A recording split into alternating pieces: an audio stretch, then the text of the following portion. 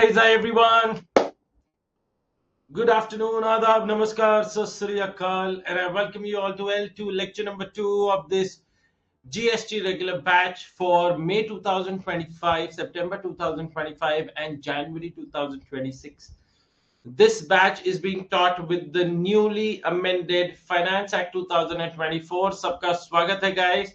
Let us have a quick recap of what we did into the previous session. हम लोगों ने क्या किया पिछले सेशन में वो करते हैं, guys, and then we'll move forward, guys, and then we'll move forward with the provisions for today's session. I hope each and every one of you is doing keeping well, and आप लोग मस्त हो, स्वस्थ हो, and you guys are excited to learn new things in today's session. In the previous session, guys, I just taught you about what this subject is all about and how the 120-minute session is going to take place. And then when we came to the first provision, it was what is tax. It is a forceful contribution levied by law. It's a mandatory financial charge which is levied by the government on product, income and activity. Product और activity जिसे बोलते हैं goods and services, उस पर जो tax लगता है उसे जीएसटी बोलते हैं. जब सामान हिंदुस्तान में आता है और हिंदुस्तान से जाता है उसे कस्टम ड्यूटी बोलते हैं. ये दोनों तरीके के इनडायरेक्ट टैक्सेस है. कस्टम ड्यूटी खैर एट सीए इंटरमीडिएट लेवल हमारे सिलेबस का हिस्सा नहीं है, लेकिन जब मैं कोई कमाई करता हूं तो कमाई पर दिया गया टैक्स को इनकम टैक्स बोला जाता है. सरकार हमसे टैक्स क्यों कलेक्ट करती है? बिकॉज सरकार को भी अपने देश चलाने के लिए पैसों की जरूरत है, and that is why the government collect tax from us.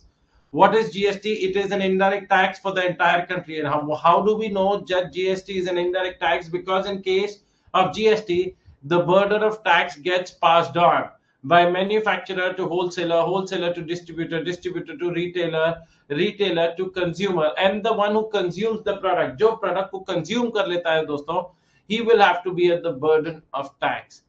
The GST is also regressive in nature because it does not differentiate between the economically challenged person and जो इंसान rich है, जो इंसान अमीर है दोस्तों, उसके बीच में डिफरेंशिएट नहीं करता. Everybody who purchases the product और avails the services will have to bear the same burden of it.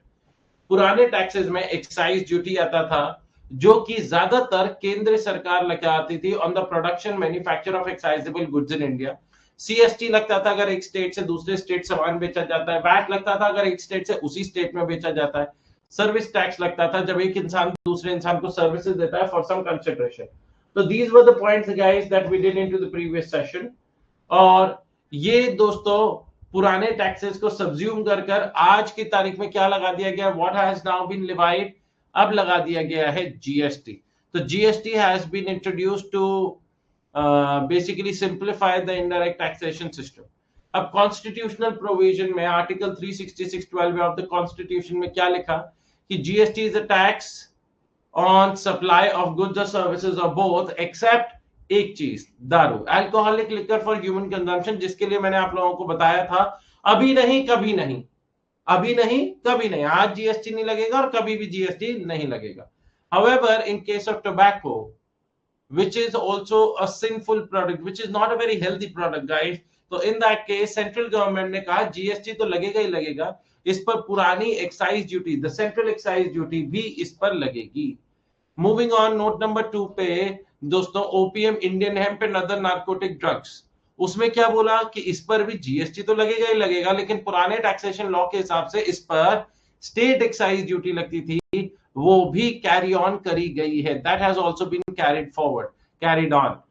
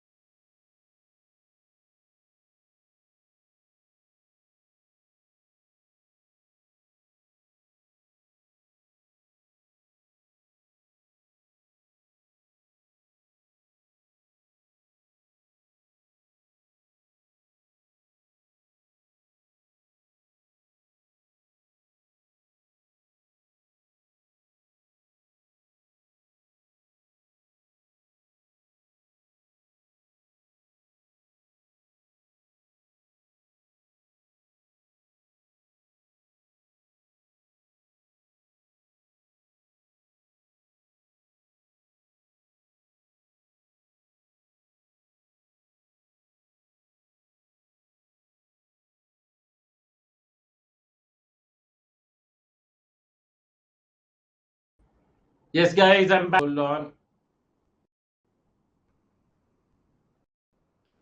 Haji, guys. So I was helping you out with a quick recap, guys, जो हम लोगों ने पिछले session में किया, जिसमें अब मेरा जो नेक्स्ट पॉइंट है, next point that I was trying to help you out was कि आप लोगों पर दोस्तों article 366(12) of the constitution of India, उसने क्या बोला था भाई? जीएसटी लगेगा दोस्तों, जीएसटी लगेगा सारे प्रोडक्ट्स पर except supply of alcoholic liquor for human consumption. Okay guys, फिर टोबैको पर central excise duty and GST both are levied. Opium, Indian hemp and other narcotic drugs पर दोस्तों GST and state excise duty is being levied. Then we went on to the features of indirect taxes, जिसमें पहला आता है important source of revenue, किसके लिए? For the government. Important source of revenue for the government, followed by दोस्तों tax on goods and services. Third, no perception of direct pinch. Directly आपको hit नहीं करता है दोस्तों, लेकिन that is in case of products and services जो कि inclusive of taxes होते हैं. Followed by fourth, inflationary, क्योंकि this is levied over the product, over the price of the product, guys. So in this scenario, in this case, guys,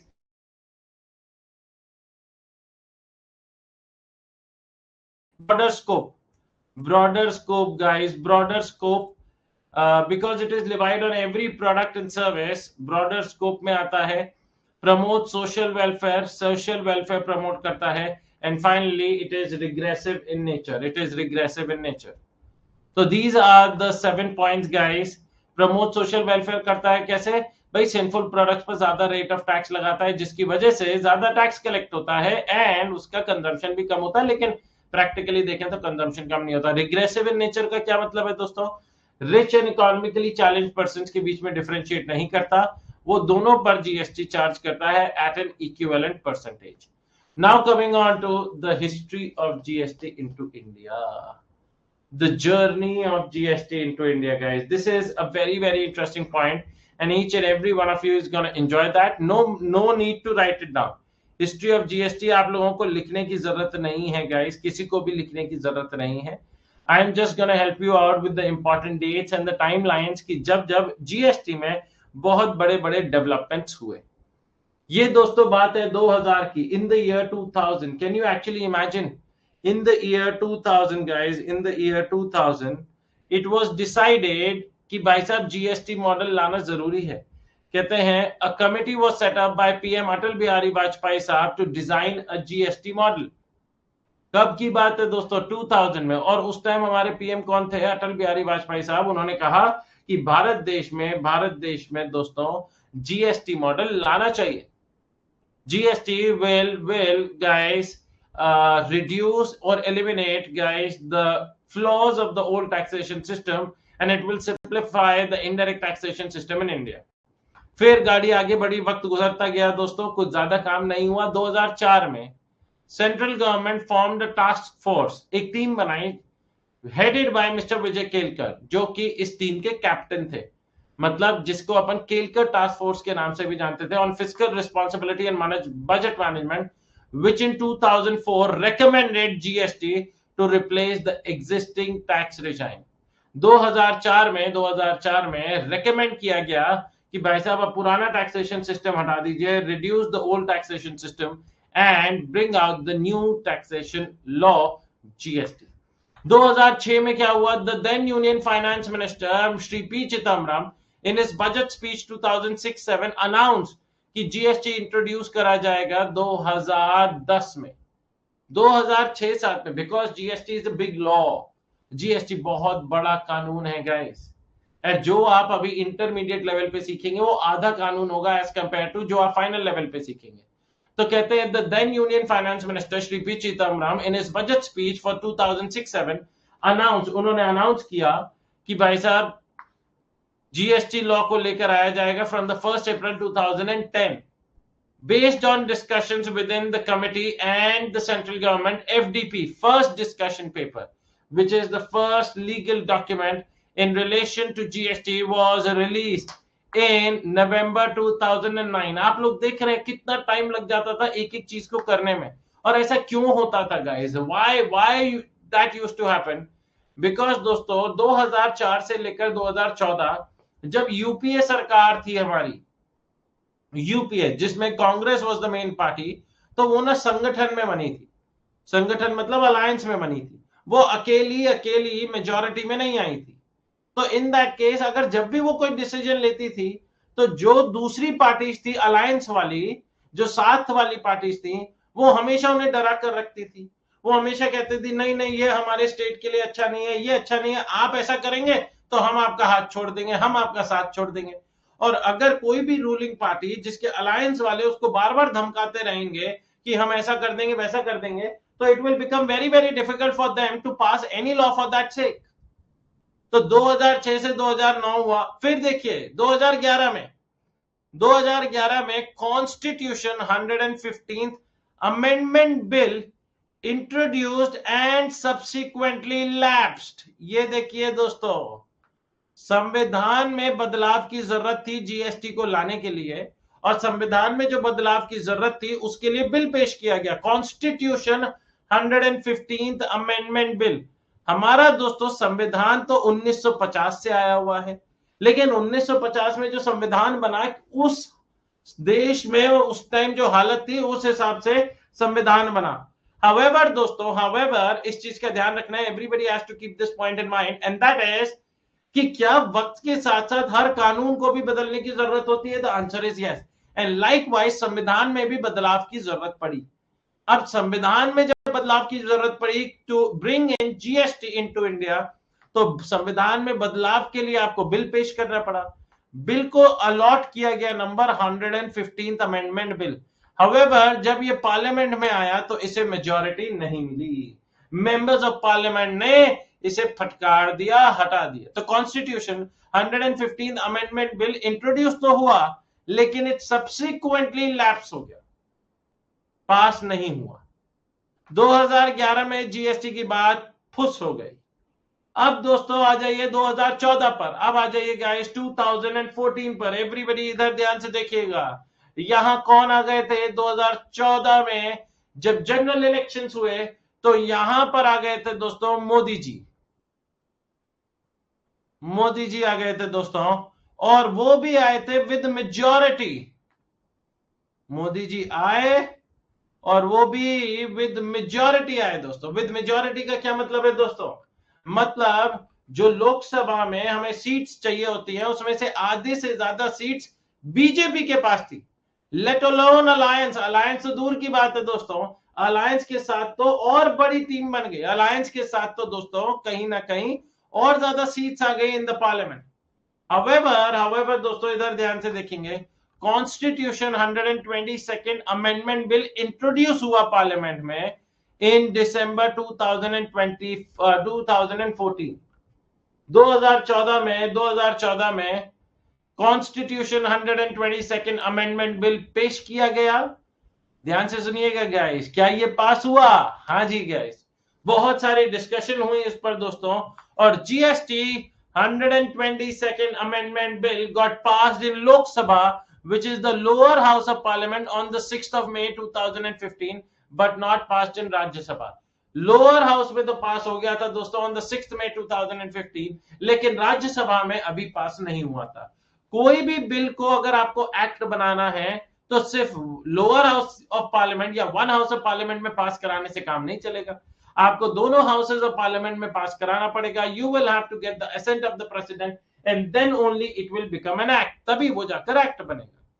फिर गाड़ी आगे बढ़ी, discussions बहुत सारे हुए दोस्तों, एंड जब गाड़ी आगे बढ़ी, the bill with certain amendments was finally passed in the Rajya Sabha on 3rd August 2016 and thereafter received the assent of the president on the 8th September 2016 and became Constitution 101st Amendment Act 2016।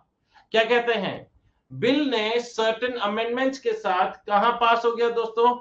वो पास हो गया in Rajya Sabha on the 3rd August 2016 and thereafter received the assent of the president। President का ascent मिला on the 8th September। और भारत देश में दोस्तों क्या वो 122nd constitution amendment bill, constitution amendment bill, क्या वो एक्ट बन गया? क्या वो एक्ट बन गया? द आंसर इज यस, वो एक्ट बन गया 2016।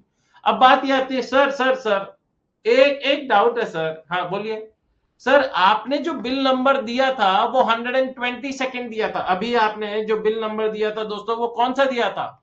122 दिया था। और जब आपका बिल प्रेजेंट हुआ या बिल पास हुआ तब आपने उसका नंबर 101 कर दिया। ये क्या मतलब है? ये बीच के नंबर कहां गायब हो गए राठी जी? बीच के नंबर कहां गायब हो गए? यहां पर आपने इसे 101 कर दिया।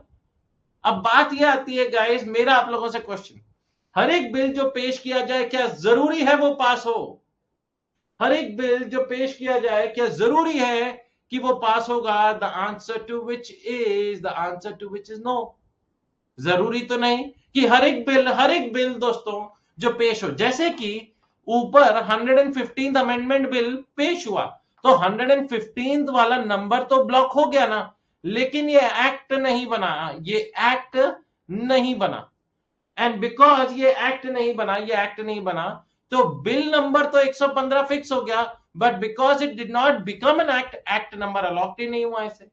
तो क्या ये कहना सही होगा राठी जी कि अभी तक before the 122nd amendment bill, अभी तक 121st कॉन्स्टिट्यूशन अमेंडमेंट बिल पेश हुए होंगे जिसमें से 100 पास हुए होंगे? करेक्ट। ये कहना बिल्कुल सही है, ये कहना बिल्कुल सही है कि 121st क्या बोलते हैं कॉन्स्टिट्यूशन अमेंडमेंट बिल पेश हुए, 121 कॉन्स्टिट्यूशन अमेंडमेंट बिल पेश हुए जिसमें से 100 पास हो गए हैं।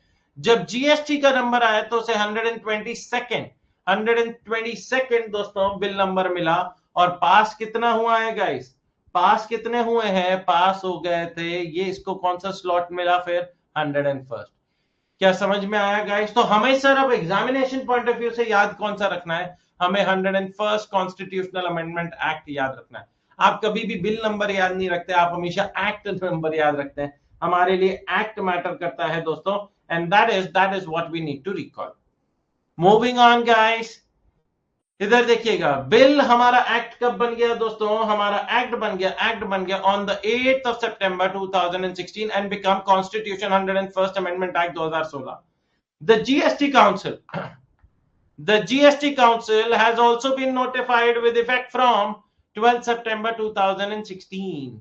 ये जीएसटी काउंसिल का क्या काम होता है? जीएसटी काउंसिल का काम होता है कि भारत देश में दोस्तों जीएसटी से जुड़े हुए प्रोविजंस का ध्यान रखे, क्या चेंजेस लाने चाहिए, कब चेंजेस लाने चाहिए, ये सारी इंफॉर्मेशन, ये सारी चीजें कौन इन्फॉर्म करेगा दोस्तों? Is to be notified by the GST council. ये सारी, जैसे हिंदुस्तान में दोस्तों क्रिकेट से जुड़ा हुआ सारे डिसीजंस कौन लेता है? क्रिकेट से जुड़ा हुआ बीसीसीआई लेती है। वैसे ही दोस्तों जीएसटी से जुड़ा हुआ कौन लेता है? जीएसटी काउंसिल लेती है। कौन लेता है दोस्तों? GST council.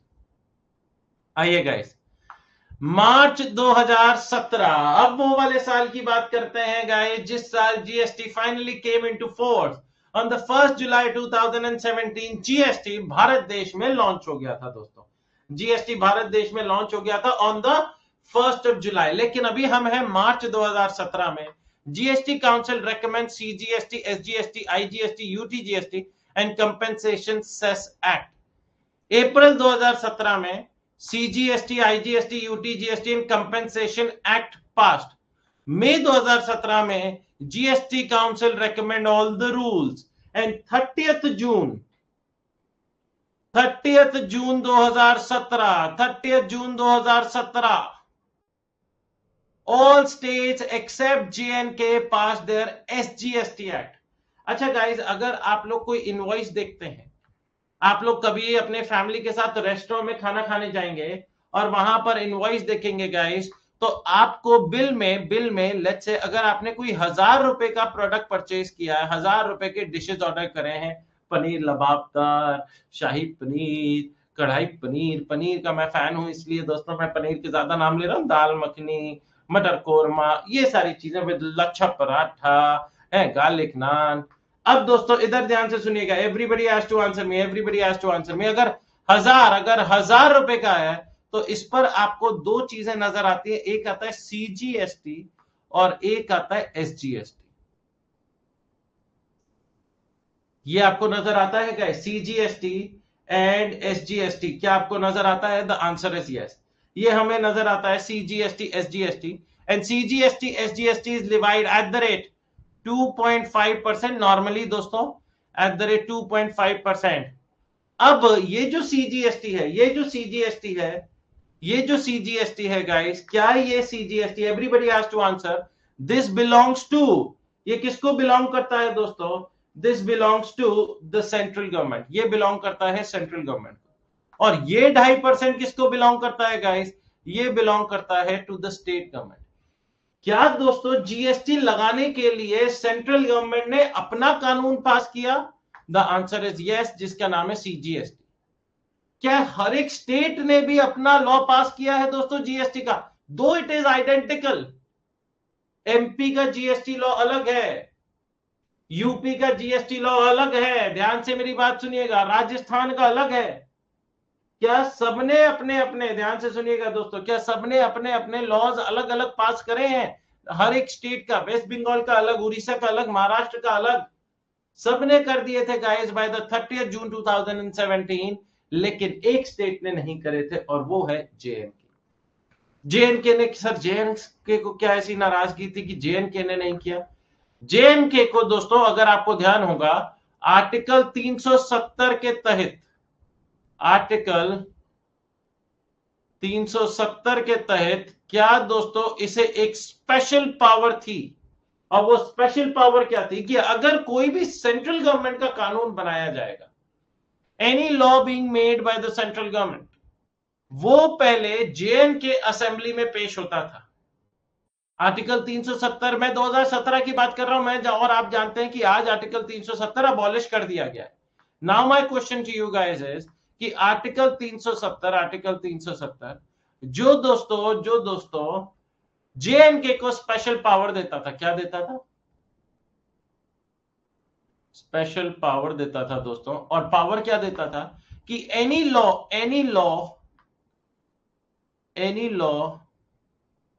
Made by central government, अगर सेंट्रल गवर्नमेंट ने कोई कानून बनाया है तो दैट हैज टू बी, ध्यान से सुनिएगा, अगर सेंट्रल गवर्नमेंट कोई भी कानून बनाता है तो वो आपका दोस्तों सबसे पहले क्या किया जाएगा?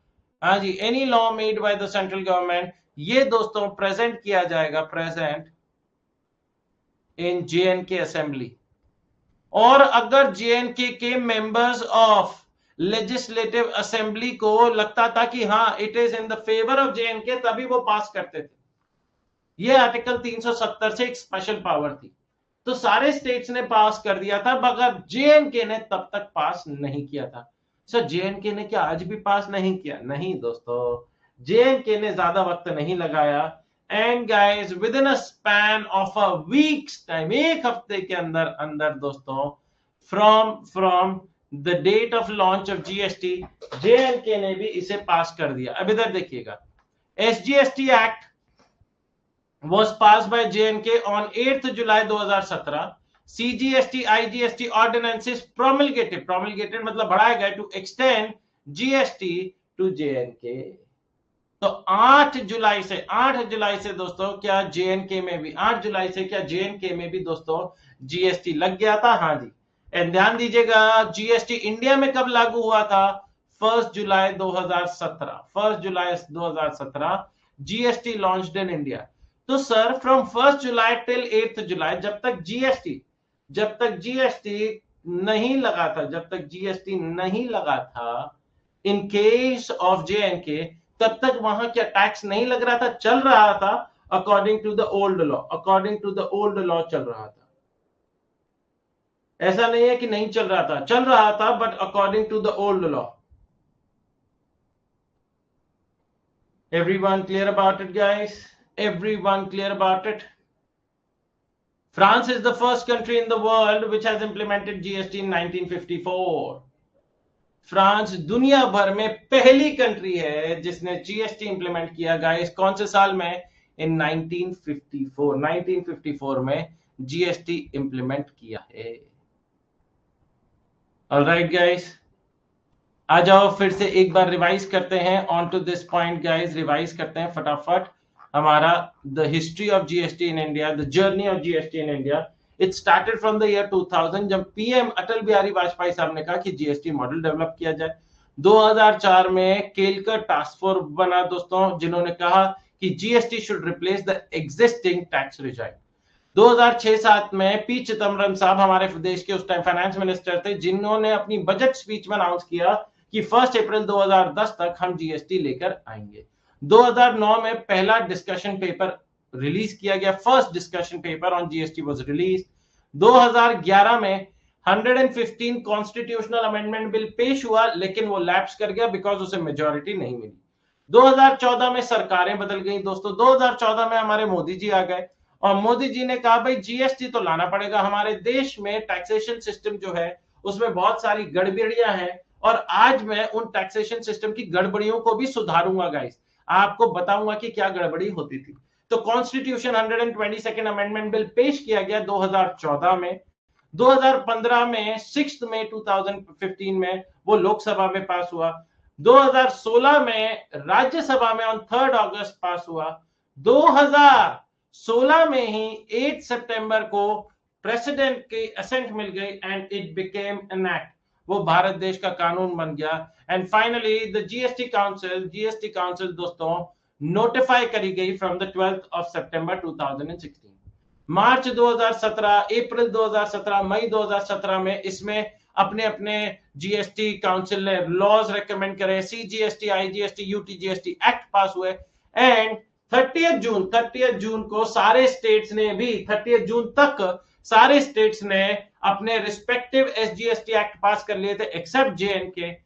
1 जुलाई 2017, अगर याद करो दोस्तों, आज मैं आपको होमवर्क देता हूं, देखिएगा यूट्यूब पे जाके launch of GST in India, रात के 12 बजे। उस टाइम हमारे दोस्तों प्रेसिडेंट हुआ करते थे प्रणब मुखर्जी साहब। उन्होंने दोस्तों क्या किया, उन्होंने दोस्तों और हमारे देश के उस टाइम प्रधानमंत्री जो आज भी हैं नरेंद्र मोदी जी, उन्होंने रात के 12 बजे भोंपू दबाया था and GST was introduced into India.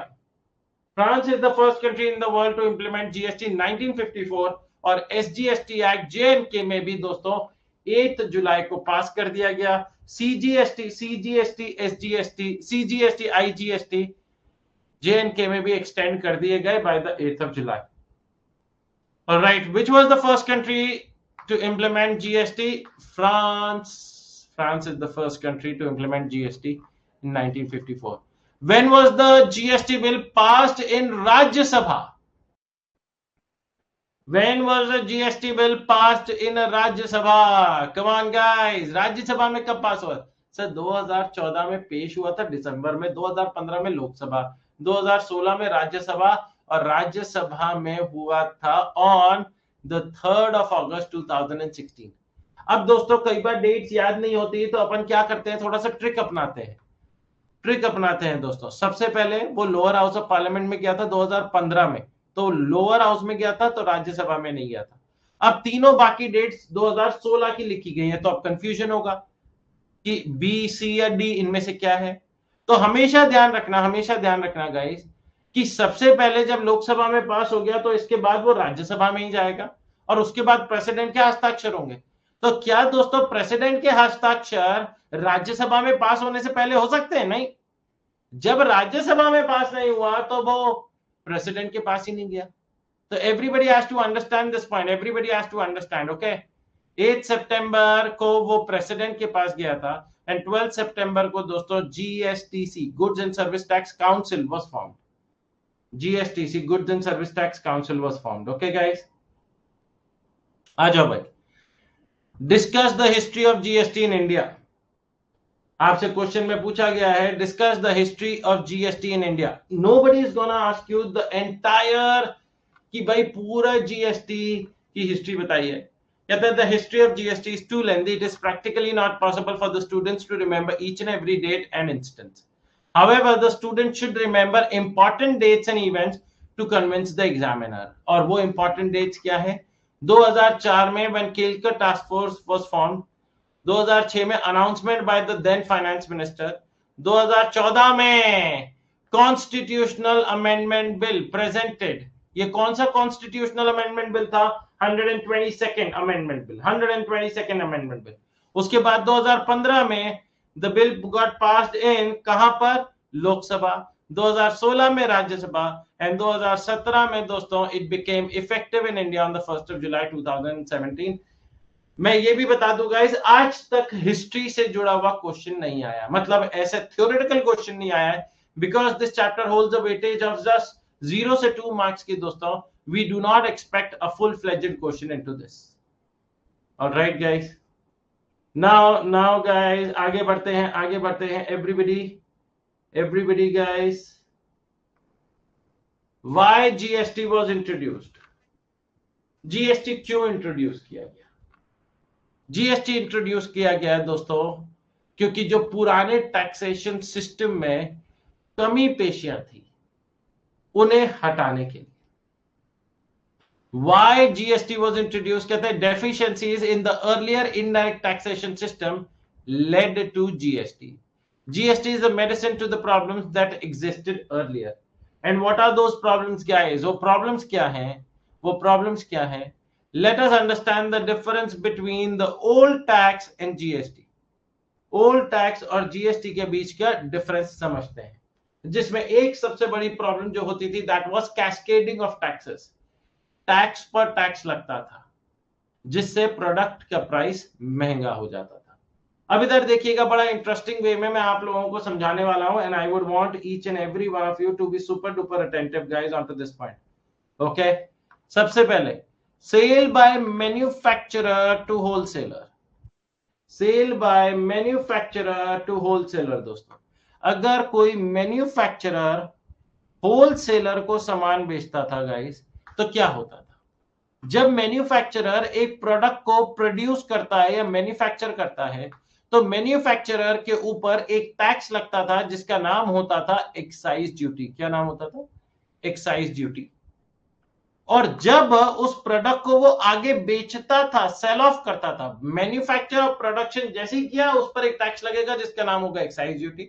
और जब उस प्रोडक्ट को आगे सेल करेगा, तो उस पर लगेगा दोस्तों वैट।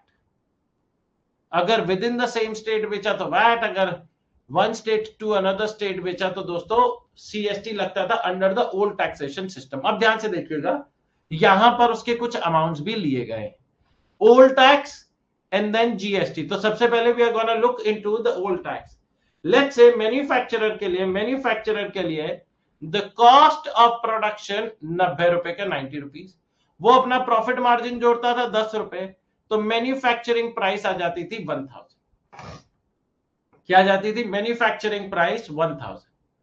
उस मैन्युफैक्चरिंग प्राइस पर दोस्तों एक्साइज ड्यूटी लगाई जाती थी एट द रेट 10%। क्या लगाई जाती थी? Excise duty. क्यों? क्योंकि मैन्युफैक्चरर है, उसने प्रोडक्ट को मैन्युफैक्चर किया है, तो एक्साइज ड्यूटी लगती थी। और ये एक्साइज ड्यूटी किसकी झोली में जाती थी? It used to go into the pocket of the central government, 10 रुपए। टोटल वैल्यू कितना निकल कर आया? टोटल वैल्यू निकल कर आया 110 रुपए। अब जब सामान को बेचा जाता था तो उस पर वैट लगता था।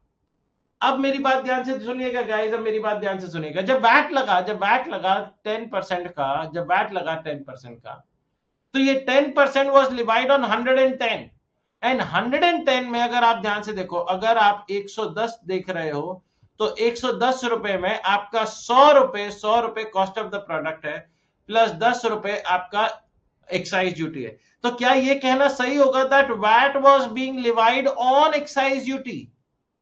क्या ये कहना सही होगा कि 110 में जो 10 रुपए हैं, इनफैक्ट ये देखिए, ये वाले 10 रुपए ये तो एक्साइज ड्यूटी है, तो वैट जो लगता था वो क्या एक्साइज ड्यूटी की वैल्यू पर लगता था या एक्साइज ड्यूटी की वैल्यू पर भी लगता था? The answer is yes.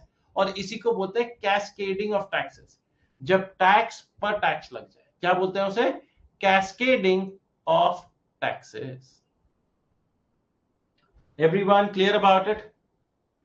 Every one of you guys clear about it? तो वैट दोस्तों was levied eight the rate, 10% on 110। तो आपका टोटल कितना निकल कर आया? 11 रुपए। कितना निकल कर आया? 11 रुपए। And final amount is coming out to be 121 रुपए, 121 रुपीज। ऑलराइट गाइस, एवरीवन, यहां तक क्लियर? यहां तक क्लियर? अब इसी प्रोडक्ट को होलसेलर आगे बेचता है। होलसेलर आगे बेचता है। होलसेलर किसे बेचता है? रिटेलर को। होलसेलर किसे बेचता है? रिटेलर को। और रिटेलर आगे कस्टमर को बेच देता है। हम जैसे लोग दोस्तों होलसेलर के पास तो नहीं जाते हैं, अपन तो बगल वाली दुकान पर जाते हैं, जो भी खरीदना होता है खरीद के ले आते हैं। तो बगल वाली दुकान इज रिटेलर। होलसेलर रिटेलर को बेचता है guys. Now comes the most interesting point. क्या होलसेलर ने प्रोडक्ट को मैन्युफैक्चर किया? मेरा आप लोगों से पहला क्वेश्चन, क्या होलसेलर ने प्रोडक्ट को मैन्युफैक्चर किया? The answer is no. उसने तो बल्क क्वांटिटी में खरीदा, और बल्क क्वांटिटी में खरीदा इसीलिए मैन्युफैक्चरर ने उसे डिस्काउंटेड प्राइस में दिया, और उसने फिर आगे सामान बेचा अपना प्रॉफिट मार्जिन जोड़कर। It is as simple as it can get guys. अब बिकॉज होलसेलर सामान को आगे जब देगा रिटेलर को, तो एक्साइज ड्यूटी कलेक्ट नहीं करेगा। एक्साइज ड्यूटी क्यों नहीं कलेक्ट करेगा? क्योंकि होलसेलर ने प्रोडक्ट को मैन्युफैक्चर नहीं किया था। प्रोडक्ट का मैन्युफैक्चर होगा तभी एक्साइज ड्यूटी लगेगी, अगर मैन्युफैक्चर नहीं हुआ तो एक्साइज ड्यूटी नहीं लगेगी। अब बात यह आती है कि what shall happen to the excise duty that he has already paid? उसने भी तो दोस्तों ऊपर एक्साइज ड्यूटी पे करी थी 10 रुपए। ये रहा 10 रुपए। उसने एक्साइज ड्यूटी पे करी थी मैन्युफैक्चरर को, लेकिन वो आगे से तो टैक्स में कलेक्ट नहीं कर रहा है। तो what will happen to the 10 rupees that the wholesaler has paid to the manufacturer as excise duty? It will become part of the cost. वो आपकी कॉस्ट का हिस्सा बन जाएगा। सर कॉस्ट का हिस्सा बन जाएगा, इसका क्या मतलब है? मैं अभी दूसरी तरीके से समझाता हूं। हमेशा ध्यान रखना, बी जीएसटी और द ओल्ड टैक्सेशन सिस्टम, सरकार ने एक बहुत सिंपल सा लॉजिक दिया था। सरकार ये कहती है कि अगर आपको इनपुट टैक्स क्रेडिट लेना है, मतलब the taxes that you have paid at the time of purchase, अगर आप उसे माइनस करना चाहते हो from the taxes that you collect at the time of sale और सप्लाई, तो आप आगे से टैक्स कलेक्ट करोगे तो पीछे वाला माइनस करने देंगे। जैसे कि in the example that I took yesterday, guys, इधर चलते हैं, मैं एग्जांपल पे लेकर चलता हूं तो आपको और क्लैरिटी आएगी गाइस। अभी आ जाएगा ये एग्जांपल गाइस। कहां चला गया भाई? आ गया ये वाला एग्जांपल।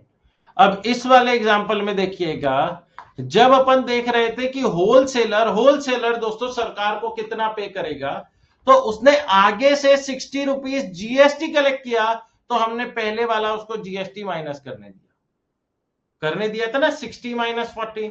वैसे ही रिटेलर के केस में उसने आगे से 85 कलेक्ट किया था जीएसटी, तो हमने पहले वाला 60 जीएसटी दैट ही पेड वो हमने माइनस करने दिया था। Now guys, in this scenario, in the example that we are doing, wholesaler ने एक्साइज ड्यूटी पे तो करी है, होलसेलर ने यहां पर एक्साइज ड्यूटी पे तो करी है, but the wholesaler has not collected, wholesaler ने कलेक्ट नहीं किया है टैक्स।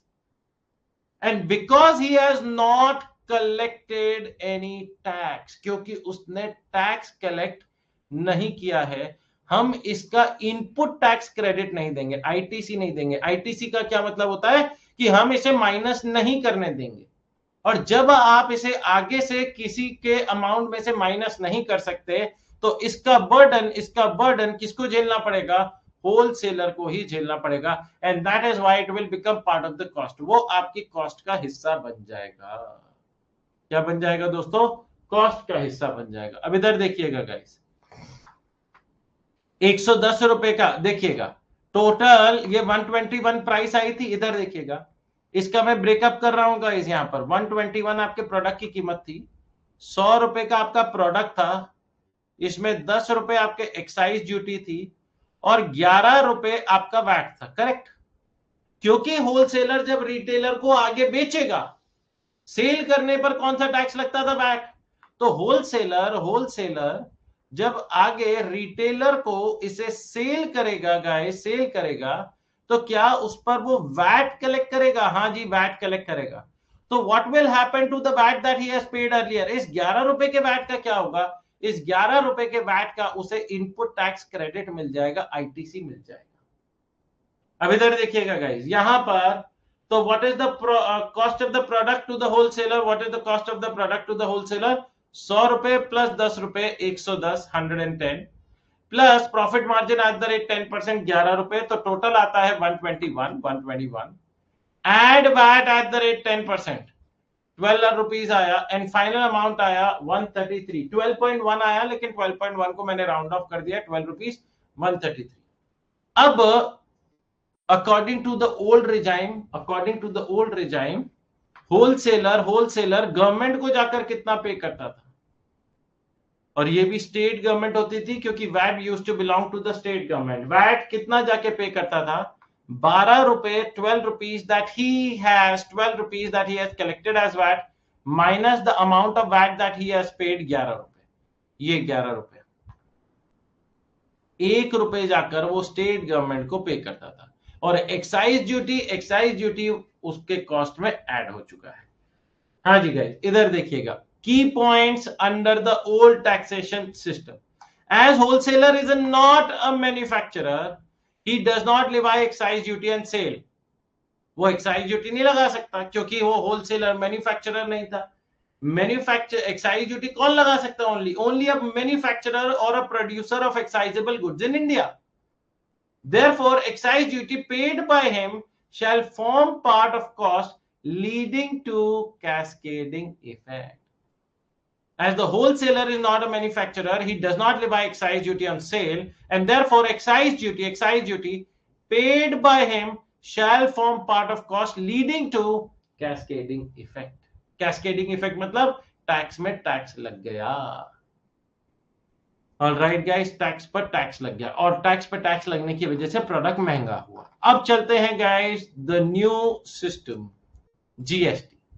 अब जीएसटी में भी अपन ने कॉस्ट ऑफ प्रोडक्शन सेम ली, प्रॉफिट मार्जिन सेम 100 रुपए। अब एक्साइज ड्यूटी की जगह क्या आ गया, CGST. Excise duty central government के पास जाता था, एक्साइज ड्यूटी खत्म हुआ, उसकी जगह सीजीएसटी आ गया। वैट की जगह क्या आ गया दोस्तों, वैट की जगह क्या आ गया, एसजीएसटी। वैट पहले स्टेट के पास जाता था, अब उसकी जगह एसजीएसटी आ गया। Now the change from the old taxation system है कि दोनों 10% है, बट दोनों 10% is levied on the product price. Sir इस वजह से तो स्टेट का 1 रुपया का नुकसान हो गया होगा, करेक्ट। सर पहले स्टेट्स को वैट स्टेट सब्जेक्ट होता था, वैट स्टेट के पास जाता था, तो वैट पहले 11 रुपए मिलता था, लेकिन आज की तारीख में अब 10 रुपए मिल रहा है। The difference between 121 and 120 is that 1 रुपी, और वो 1 रुपी हमें नजर आ रहा है 11 और 10 के बीच में। अब वो 1 रुपए किसका चला गया, 1 रुपए किसका नुकसान हुआ, 1 रुपए स्टेट्स के नुकसान हुआ। और इसी वजह से दोस्तों स्टेट्स, ध्यान से मेरी बात सुनना, उस 115th कॉन्स्टिट्यूशनल अमेंडमेंट बिल को पास नहीं होने देते थे। लेकिन जब बीजेपी मेजॉरिटी में आई दोस्तों, तब उनके पास, उनको किसी को मनाने की जरूरत नहीं थी, अरे लाडो मान जाना बात, अरे बात मान जाना, जीएसटी लगा लेते, नहीं, उन्हें किसी की जरूरत नहीं थी। तो in that case, in that scenario guys, in that scenario सरकार ने यहां पर सीजीएसटी एसजीएसटी दोनों सेम हुआ। इसमें 1 रुपया दोस्तों जो स्टेट का नुकसान हुआ, उसके लिए सरकार ने बनाया था कंपेंसेशन टू स्टेट्स एक्ट। और ये देखिए जो हमारे हिस्ट्री में भी एक बार पढ़ने में आया, ये देखिए compensation act past, compensation act. और ये कंपेंसेशन एक्ट क्या था, इसमें central government will compensate the state government for a certain period of time because of introduction of GST into India. The state government जिनको 1 रुपया का नुकसान हुआ, तो सेंट्रल गवर्नमेंट उन्हें कंपेंसेट करेगी for a certain period of time.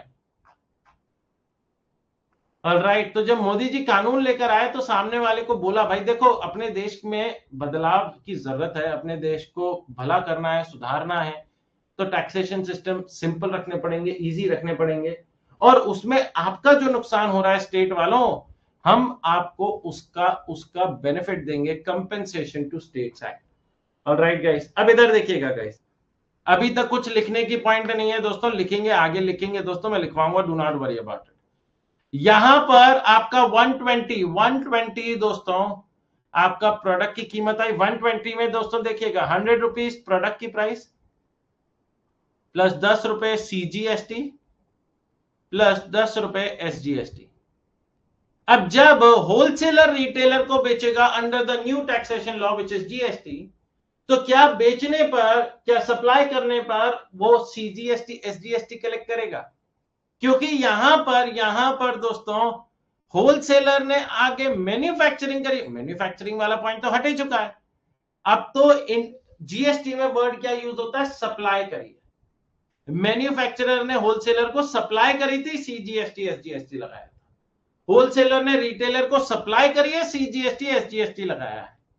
Retailer ने customer को सप्लाई करी है, CGST SGST has been levied.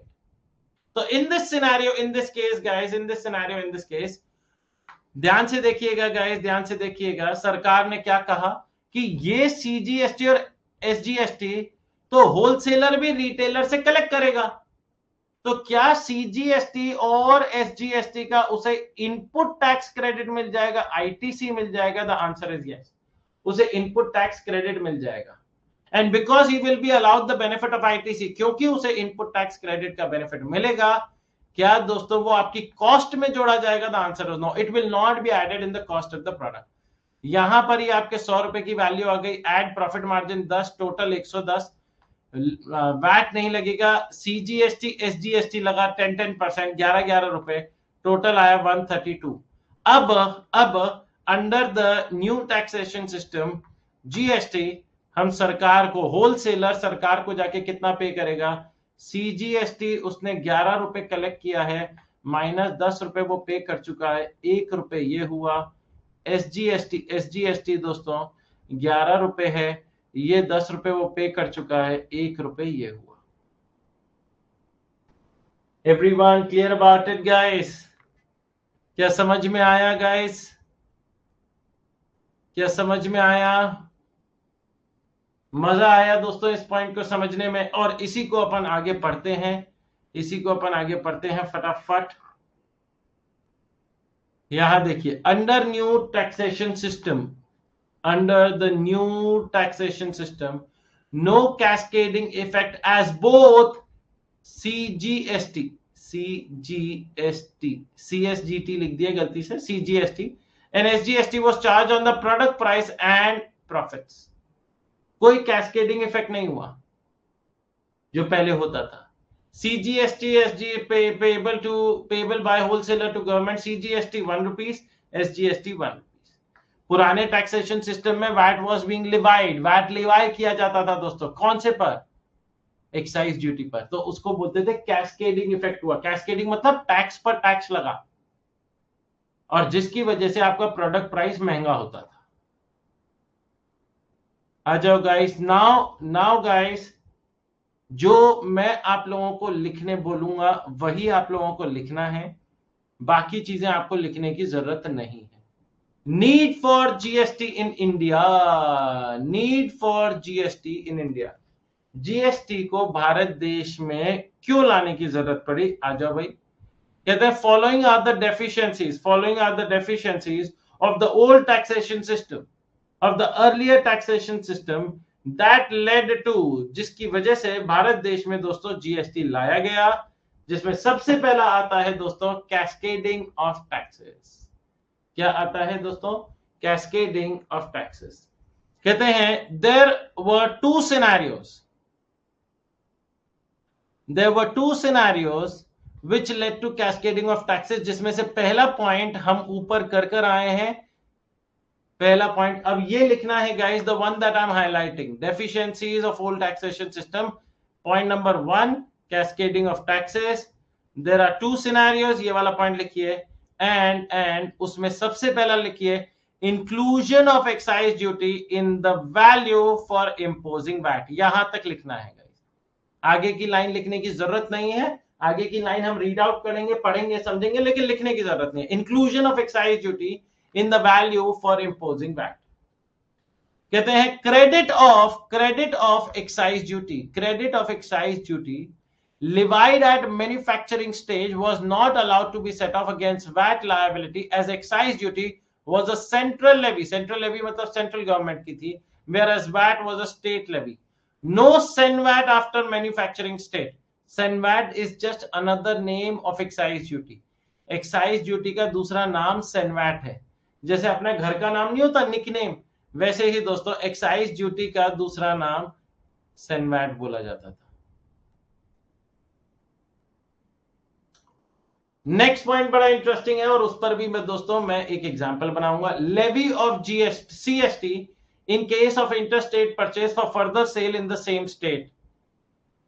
अब जो आपको सेकंड पॉइंट लिखना है वो आपको यहां से लिखना है. Levy of CST in case of interstate purchase for further sale in the same state. यहां तक आ जाओ भाई. In case of interstate purchase CST was leviable, which used to be collected by the origin state.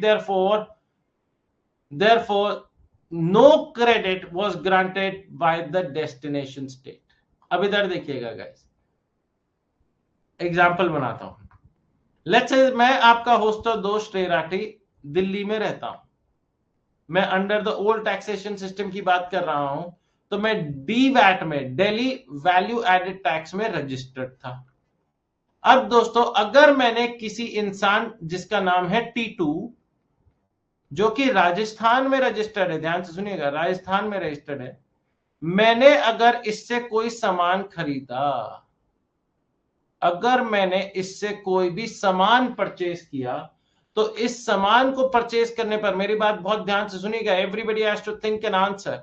इस सामान को purchase करने पर under the old taxation system from one state to another state, अगर ये सामान 100 रुपए का परचेज करा जाता था, तो इस पर पुराने टैक्सेशन सिस्टम के हिसाब से सीएसटी लगता था एट द रेट 2%. कितना लगता था?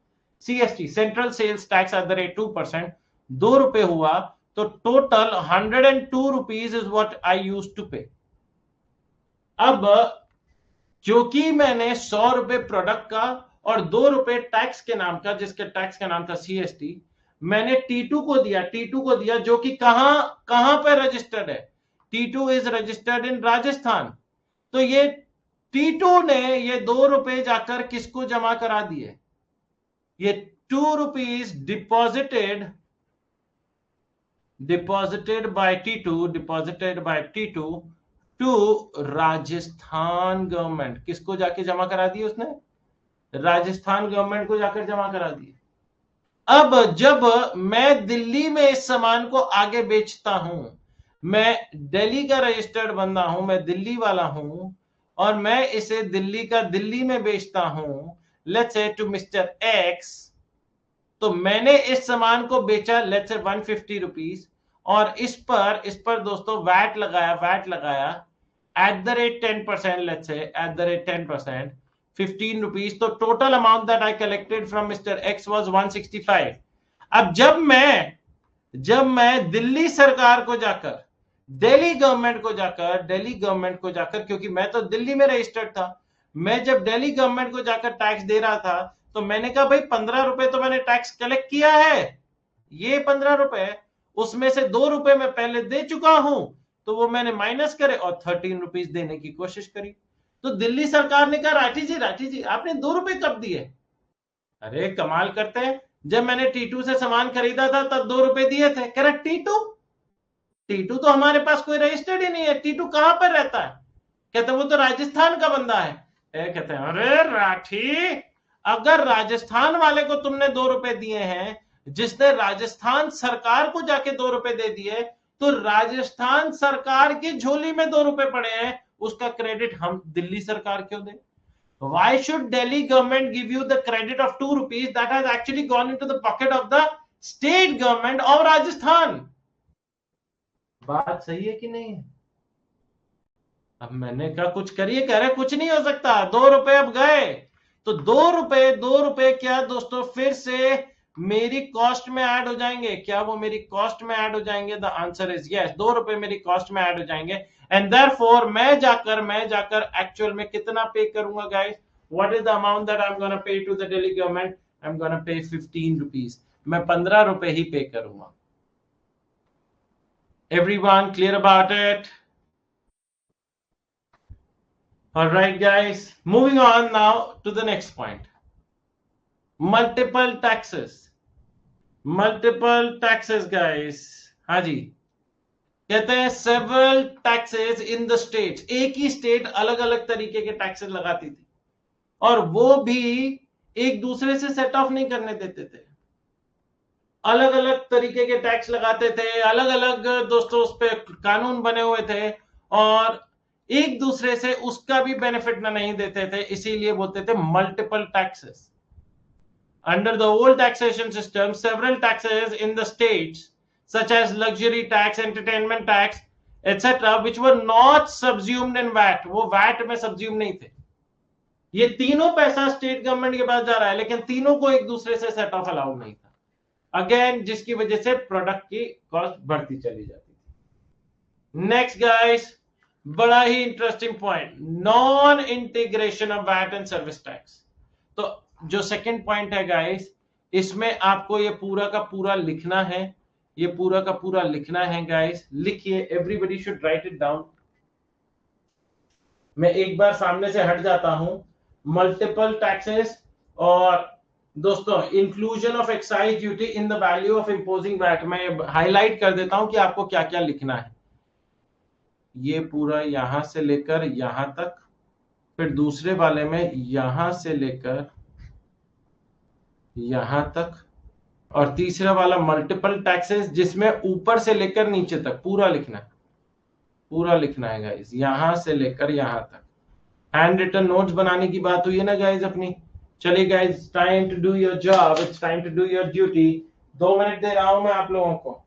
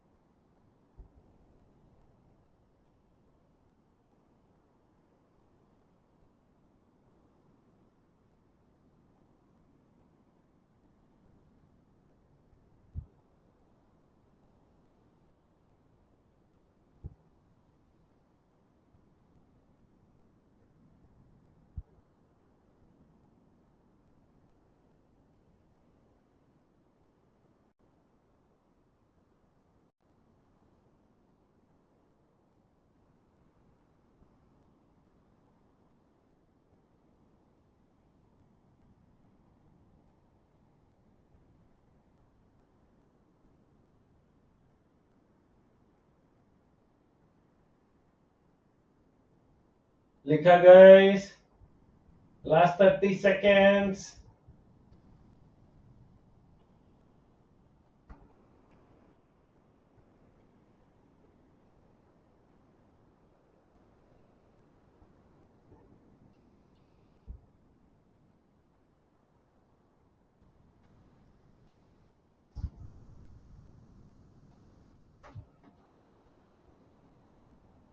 Times up guys, time's up, आ जाओ भाई।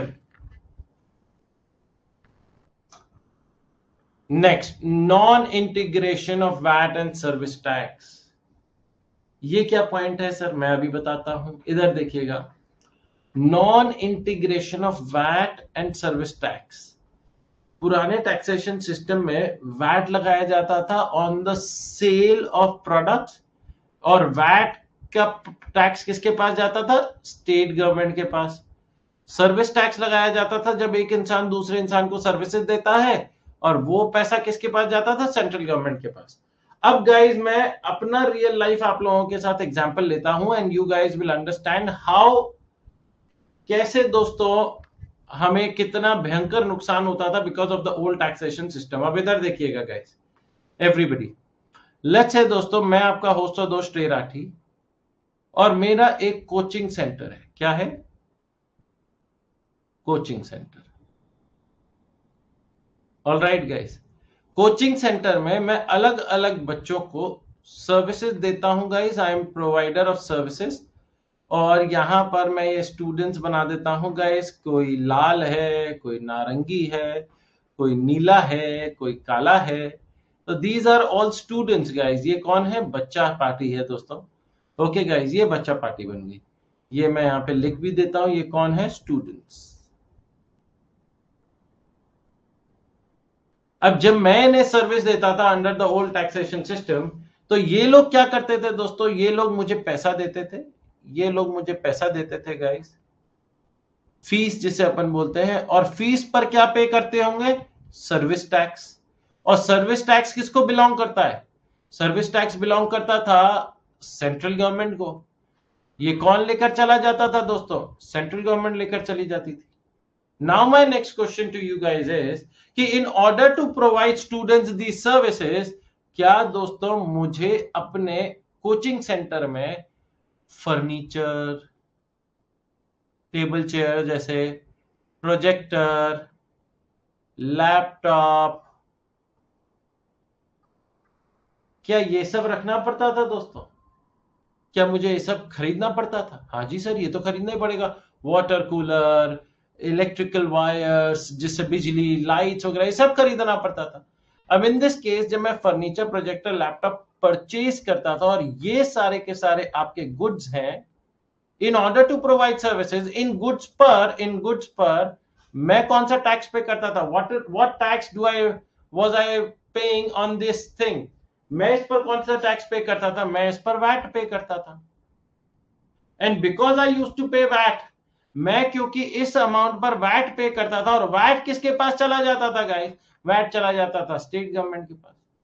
तो मैं कलेक्ट क्या कर रहा हूं? मैं कलेक्ट क्या कर रहा हूं guys? I am collecting service tax and I am paying VAT. I am paying VAT. अब मोदी जी जब मेरे पास सर्विस टैक्स कलेक्ट करने आए, लेट्स से मैंने 6,000 रुपए का वैट पे किया हुआ है, 6,000 का, और मैंने सर्विस टैक्स 10,000 का कलेक्ट किया, तो मैंने मोदी जी से कहा कि मोदी जी, मैंने यहाँ पर 10,000 रुपए कलेक्ट करे हैं, मैंने माना, लेकिन मैंने भी तो 6,000 रुपए पे करे हैं। कहते 6,000 मुझे कब दिया आपने? कह रहे नहीं, मैंने आपको नहीं दिया, आपके छोटे भाई को दिए हैं, स्टेट गवर्नमेंट को दिए। कह रहे छोटे भाई से मेरी वैसी लड़ाई चलती रहती है। ना ना ना, क्या दोस्तों मोदी जी अलाउ करेंगे? Will Modi ji allow in this scenario? The answer is no. Modi ji said कि ये जो 6,000 रुपए हैं, that has gone into the pocket of the state government, how can I allow you the credit of that? मैं आपको उस चीज का क्रेडिट क्यों दूं? तो सरकार ने क्या बोला? दोस्तों, सरकार ने बोला कि इस 6,000 रुपए का आपको क्रेडिट नहीं मिलेगा। और फिर दोस्तों जब क्रेडिट नहीं मिलता था, मेरी कॉस्ट बढ़ती थी, जिससे मैं स्टूडेंट फीस बढ़ाता था आफ्टर ऑल। तो क्या दोस्तों ये मेरे कॉस्ट में ऐड हो जाएगा? Will this be added in my cost? The answer is yes, it will be added in my cost. And finally दोस्तों मोदी जी को पूरा का पूरा 10,000 रुपए सर्विस टैक्स मिल जाता था। तो this was a big demerit, big demerit guys. तो कहते हैं a person providing service used to charge service tax from the recipient of service, but in order to provide services, the person used to purchase some assets on which he has paid VAT. VAT paid was not allowed to be set off from service tax collected, as they were levied and collected by different governments. The same used to happen in a situation where a trader was collecting VAT collect कर रहा है, और and was not allowed set off of service tax on services procured by him. जैसे कि कोई इंसान सामान बेचता है, मैं दोस्तों कैलकुलेटर्स बेचता हूं, मैं कैलकुलेटर्स का प्रमोशन करता हूं, एडवर्टाइजमेंट करता हूं, एडवर्टाइजमेंट की सर्विसेज लेता हूं। तो एडवर्टाइजमेंट की सर्विस लेने पर मैंने सर्विस टैक्स पे किया, लेकिन आगे जब कैलकुलेटर बेचा तो वैट कलेक्ट किया। तो अगेन वैट में से सर्विस टैक्स माइनस नहीं होता था, सर्विस टैक्स में से वैट माइनस नहीं होता था, और फाइनली गाइस, फाइनली फाइनली दोस्तों बर्डन कौन बियर करता था? मतलब क्या कॉस्ट में ऐड हो जाता था? द आंसर इज यस, वो कॉस्ट में ऐड हो जाता था, वो कॉस्ट में ऐड हो जाता था। Next guys, double taxation. Double taxation, एक ही चीज पर दोनों लगाते थे टैक्स, सेंट्रल गवर्नमेंट भी स्टेट गवर्नमेंट भी। जिसका सबसे बड़ा एग्जाम्पल हुआ करता था दोस्तों रेस्टोरेंट। रेस्टोरेंट कहते हैं double taxation of a transaction as both goods and services. Double taxation of a transaction as both goods and services. कहते हैं in the earlier indirect tax regime some transaction in the nature of restaurant were leviable to both VAT and service tax। क्योंकि सरकार, central government बोलती थी कि अगर आप restaurant में जा रहे हैं तो it is supply of service, ये तो सर्विस है, और सर्विस पे सर्विस टैक्स लगेगा। इतने में स्टेट गवर्नमेंट पीछे से आ जाती थी, कहते अरे मोदी जी क्या कमाल, कुछ भी बोलते रहते हैं, सर्विस किस बात की? सामने वाला बंदा खाना खाने आया, और खाना तो गुड्स है, हवा थोड़ी ना खाने आया। एसी के सामने ऐसी ठंडी ठंडी हवा कर रहा, बड़ा अच्छा लगा, ठंडी ठंडी हवा खाने थोड़े ना है। कहते नहीं नहीं, स्टेट गवर्नमेंट आप बताइए, खाना खाने तो घर पर ही खा ले, फिर पनीर तो घर पर ही बना लो, है रेस्टोरेंट में आने की क्या जरूरत है? रेस्टोरेंट में यू फील आप एक आउटिंग पर आए, थोड़ी सी लग्जरी फील होती है। सामने वाला आके पूछता है sir what would you like to have, mineral water और रेगुलर वाटर, आपको प्यार से सर्व करता है, तब जाकर आप खाते हैं। घर पर कभी इतने प्यार से कोई सर्व करता है? नहीं नहीं, अगर आपको खाना खाना है तो घर पर ही खा लो फिर। बात सही है कि नहीं है? तो सरकार ने इन दैट केस क्या बोला? सरकार ने इन दैट केस जब दोनों सेंट्रल गवर्नमेंट और स्टेट गवर्नमेंट के बीच में लड़ाई होने लगी, तो सरकार ने कहा अरे ऐसा करते हैं, कस्टमर को क्या पता, वो तो खाने में लगा हुआ है, क्यों ना अपन ट्रांजैक्शन पर दोनों ही लगा दें, वैट भी और सर्विस टैक्स भी। जिससे दोस्तों मैं आपको बताऊं, जब जीएसटी नहीं आया था तो 1,000 रुपए का प्रोडक्ट, अगर आपने 1,000 रुपए का खाना खाया तो 1,250-1,300 रुपए का बिल आता था। सामने वाला एक तो सर्विस चार्ज लगाता है, वो तो अपना टिप, होटल का टिप, फॉलोड बाय दोस्तों आपका आपका दोस्तों इन दैट सिनेरियो क्या दोस्तों बहुत ही बड़ा नुकसान होता था? द आंसर इज यस, बहुत ही बड़ा नुकसान होता था। फिर वैट एंड सर्विस टैक्स लगता था गाइस। उफ, एक ही बिल पर जितने खाने के प्रोडक्ट्स नहीं होते थे उससे ज्यादा तो टैक्सेस होते थे, जितने खाने के प्रोडक्ट्स नहीं होते थे उससे ज्यादा तो टैक्सेस होते थे गाइस। ऑलराइट, आ जाइए everyone, next point. Which of the following deficiencies led to GST in India? बताइए भाई, cascading of taxes, double taxation, non integration of VAT in service tax, all of the above, all of the above Rathi ji. हाँ जी guys, अब sir इन दोनों third और fourth point में क्या लिखना है? हेडिंग्स लिखनी है बस, non integration of VAT and service tax, and fourth point double taxation of a transaction as both goods and services. तो ये यहां से लेकर यहां तक, और इसमें एग्जाम्पल में लिख दीजिए एग्जाम्पल रेस्टोरेंट सर्विस। ये अगर एग्जाम हॉल में भी आए तो भी लिखना पड़ेगा एग्जाम्पल रेस्टोरेंट सर्विस करके। लिखिए गाइस, 1 मिनट।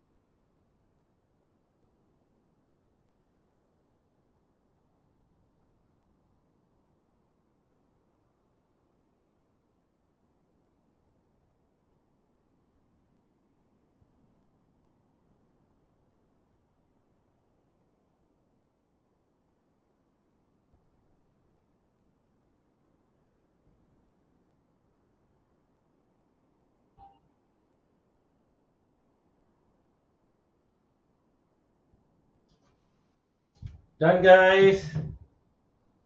Everyone. चलो जी. Concept of GST. GST के concepts, guys. और ये क्या हमें लिखने हैं, कुछ इसमें इंपॉर्टेंट पॉइंट्स होंगे तो मैं लिखने के लिए बोलूंगा. पहले अपन फोकस करते हैं. कहते हैं GST is a value added tax as it offers comprehensive and continuous chain of tax credit from manufacturer, service provider to retailer by allowing set off of taxes paid at the time of purchase with taxes collected at the time of sale, thereby taxing only the value added at each stage of supply chain. इसको कैसे समझेंगे, इधर ध्यान से देखिएगा. कहते हैं GST एक वैल्यू एडेड टैक्स है. क्या है? वैल्यू एडेड टैक्स है. मतलब जितनी वैल्यू ऐड होगी गुड्स में या सर्विसेज में उसी अमाउंट पर जीएसटी लगेगा. सर समझे नहीं, फिर से समझाइए. मैं आपको एग्जांपल पे ले चलता हूं गाइस. आप लोगों को याद है अपन लोगों ने जब पहला एग्जांपल लिया था, पहला एग्जांपल किया था यहां पर. इधर देखिएगा, इधर देखिएगा. होलसेलर ने 400 रुपए का प्रोडक्ट खरीदा था और 600 रुपए का बेचा, जिस पे 10% जीएसटी लगता. उसने प्रोडक्ट में कितनी वैल्यू ऐड करी थी? सर 200 रुपए की. और 200 रुपए का 10% 20 रुपए ही तो जाकर उसने सरकार को एक्चुअली में पे किया था. ये रहा 20 रुपए आपका. तो क्या जितनी वैल्यू ऐड होती जा रही है उसी हिसाब से आपका टैक्स भी ऐड होता जा रहा है? The answer is yes. Likewise retailer ने 600 का परचेज किया, 850 का बेचा. कितनी वैल्यू ऐड करी? What is the amount of value that has been added by the retailer? It is 250. और 250 का 10% 25 रुपीज. क्या समझे गाइस? मतलब जितनी जितनी वैल्यू ऐड होती जा रही है उस हिसाब से ही आपका टैक्स कंपोनेंट बढ़ता चला जा रहा है. आइए गाइस, इधर देखिएगा. इसीलिए इसे क्या बोला गया है guys? What has this been called as value added tax. क्या जीएसटी एक वैल्यू एडेड टैक्स है? Yes, it is value added tax, क्योंकि जितनी वैल्यू ऐड होती है उसी पर जाकर after all that person pays tax.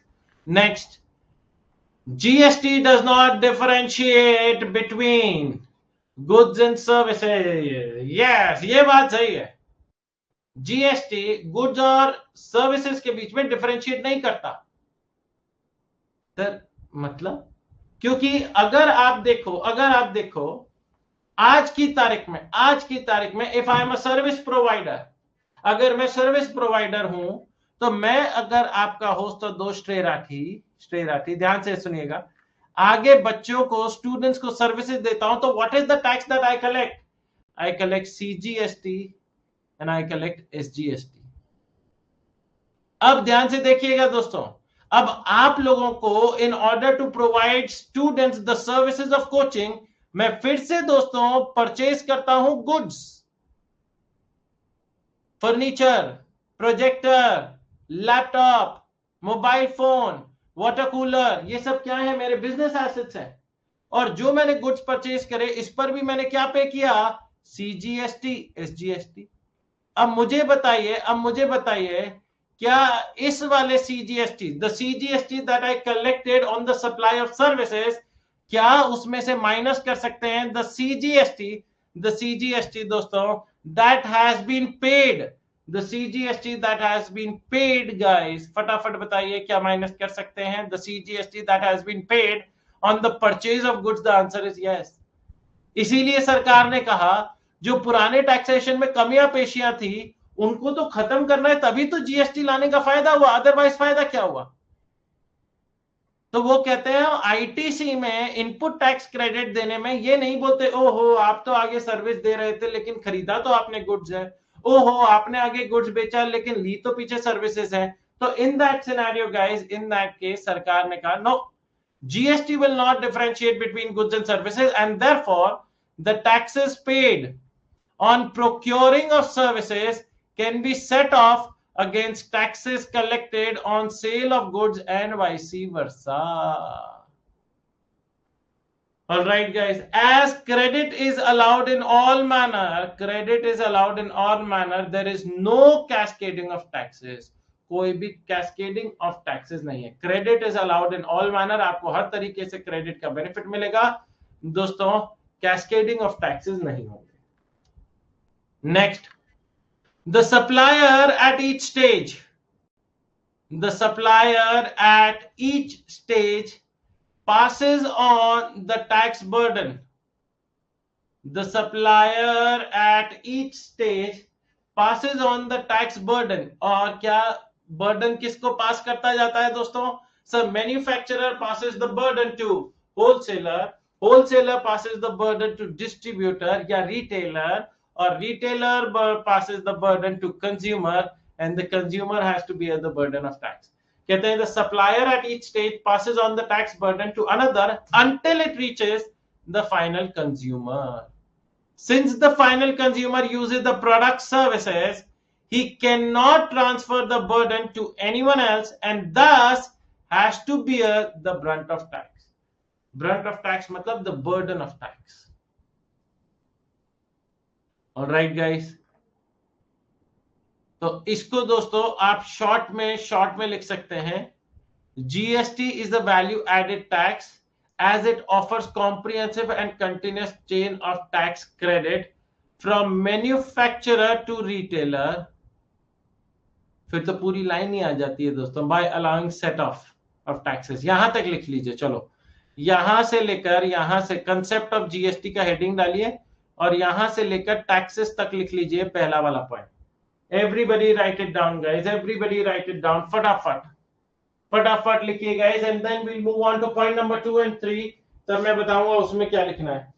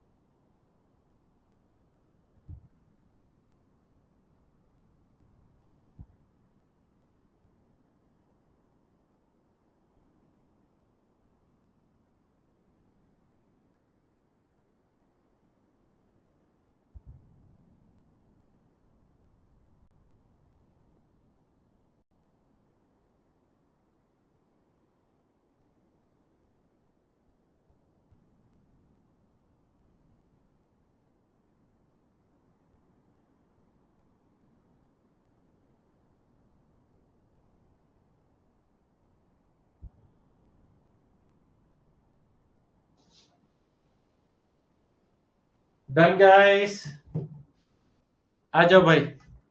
Next second वाला पॉइंट दोस्तों आप लोगों को लिखना है, जीएसटी एंड दस द टैक्सेस पेड, यहां से लेकर सेकेंड पॉइंट यहां से लेकर यहां तक, एंड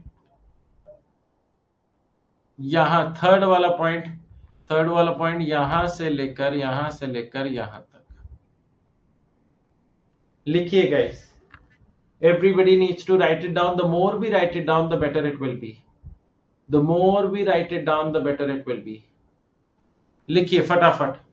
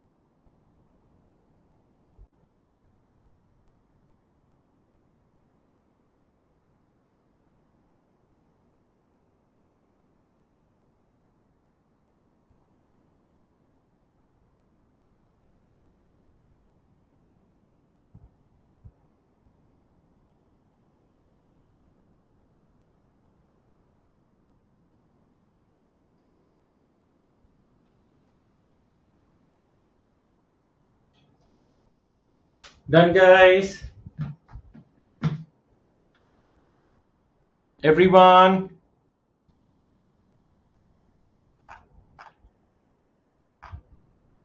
आज का सेशन यहीं तक, guys. We are ahead of our schedule, and that is why I'm not giving too much of a thing in a day. एक ही दिन में मैं ज्यादा कराऊंगा तो फिर दिक्कत हो जाएगी, क्योंकि हमने अपने आप को 3 सेशंस दिए in order to complete this chapter, and in the next session we'll be able to complete this chapter, guys. आज का सेशन का रिवीजन करते हैं, गाइस. आज के सेशन में हम लोगों ने पढ़ा है सबसे पहले history of GST which started in 2000, जब वाजपेयी साहब ने कहा था कि जीएसटी मॉडल लाओ. 2004 में केलकर टास्क फोर्स बना दोस्तों, जिन्होंने रेकमेंड किया कि भाई पुराने टैक्सेशन सिस्टम को हटा के जीएसटी लेकर आया जाए. चिदम्बरम साहब ने 2006 में अपने बजट स्पीच में बोला कि भाई साहब 2010 तक हम जीएसटी लेकर आएंगे. 2009 में FDP first discussion paper was released on GST November 2009. 2011 में कॉन्स्टिट्यूशन 115वां अमेंडमेंट बिल पेश हुआ, लेकिन वो लैप्स हो गया, फेल हो गया. और 2014 में 2014 में constitution 122nd amendment bill introduce in the parliament, जब मोदी जी आए दोस्तों. 2015 में लोकसभा में पास हुआ, 2016 में राज्यसभा में पास हुआ, और फिर जब प्रेसिडेंट के हस्ताक्षर मिले on 8 September 2016, it became 101st constitutional amendment act 2016. फिर जीएसटी काउंसिल नोटिफाई कर दिया गया ऑन द 12th सितंबर 2016. मार्च 2017 में जीएसटी काउंसिल ने रेकमेंड किए कि भाई सीजीएसटी, एसजीएसटी ये सारे एक्ट्स पास करने पड़ेंगे. अप्रैल 2017 में ये सारे एक्ट्स पास हो गए. मई 2017 में जीएसटी काउंसिल ने रूल्स रेकमेंड करे. 30 जून तक सारे स्टेट्स ने अपने अपने एसजीएसटी एक्ट पास कर लिए, एक्सक्लूडिंग जेएनके. 1 जुलाई को भारत देश में जीएसटी लॉन्च हो गया था, लेकिन 1 जुलाई को जीएसटी जेएनके में लागू नहीं हुआ था. एक हफ्ते के बाद 8 जुलाई को जीएसटी लॉ जेएनके में भी लागू हो गया. France is the first country in the world to implement GST.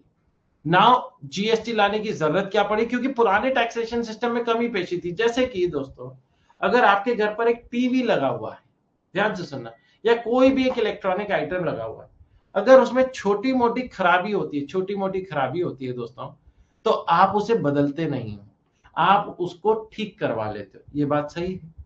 Now my second point दोस्तों, अगर उसकी खराबी बार बार होने लगे और रिपेयर का खर्चा हर हफ्ते आने लगे, तो आपको over a period of time लगता है नहीं, it is time to change the product. वो टाइम आ गया था दोस्तों of the old taxation system, जहां पुराने टैक्सेशन सिस्टम में बहुत ज्यादा लूप होल्स थे, बहुत ज्यादा केसेस एक्यूमुलेट हो गए थे, court cases, and therefore it was time to bring GST into force. और पुराने टैक्सेशन सिस्टम की कमी पेशियां क्या है दोस्तों? सबसे पहला कैस्केडिंग ऑफ टैक्सेस, जो मेनली 2 तरीके से होता था. Inclusion of excise duty in the value of imposing VAT, and interstate purchase for further sale within the same state. Second आता था मल्टीपल टैक्सेस. अलग अलग तरीके के टैक्सेस लगाती थी स्टेट गवर्नमेंट, वो भी मर्ज नहीं करने देते थे, वो भी साथ में सेट ऑफ नहीं करने देते थे. Non integration of VAT and service tax, ये दोस्तों बहुत ज्यादा प्रॉब्लमैटिक होती थी एक उस इंसान के लिए जो आगे सामान बेच रहा है लेकिन पीछे से सर्विसेज ले रहा है, या आगे सर्विसेज दे रहा है और पीछे से गुड्स खरीद रहा है. तो in that case ITC allow नहीं किया जाता था, जिससे फिर प्रोडक्ट की वैल्यू बढ़ जाती थी. It again used to lead to cascading of taxes. And double taxation guys, जहां पर एक ही चीज पर दोनों लगाए जाते थे, गुड्स भी बोलते थे, सर्विस भी बोलते थे, दोनों लगाते थे, और मरता कौन था? कस्टमर. मरता कौन था? जो इंसान उस चीज का बेनिफिट उठा रहा है. जिसका एग्जांपल था रेस्टोरेंट सर्विस. उसके बाद कंसेप्ट ऑफ जीएसटी पर पहुंचे. GST is a value added tax, क्योंकि ये आपका comprehensive and continuous chain of tax credit provide करता है from manufacturer till it reaches the retailer. क्योंकि कंज्यूमर को आईटीसी का बेनिफिट नहीं मिलता, क्योंकि कंज्यूमर प्रोडक्ट को यूज कर लेता है. जीएसटी डिफरेंशिएट नहीं करता बिटवीन गुड्स एंड सर्विसेज. कहता है मेरे को डिफरेंशिएट करने की जरूरत नहीं है, आपने चाहे गुड्स खरीदे या सर्विसेज खरीदे हो, आगे चाहे गुड्स दिए हो या सर्विसेज दिए हो, हम आपको क्या आईटीसी का बेनिफिट दे देंगे? The answer is yes. The supplier at each stage, क्या दोस्तों burden, tax burden pass on कर देता था till it reaches the final consumer? The answer is yes, till it reaches the final consumer. Alright guys, और final consumer को burden beer करना पड़ता था बिकॉज वो प्रोडक्ट को यूज कर लेता है. I hope you guys enjoyed the session, guys. Next session में हम इस चैप्टर को खत्म करेंगे. एक बार घर पे जाके रिवाइज जरूर करिएगा बिकॉज आपका पहला चैप्टर खत्म होने वाला है ऑफ जीएसटी. बाय बाय, अलविदा एंड टेक केयर.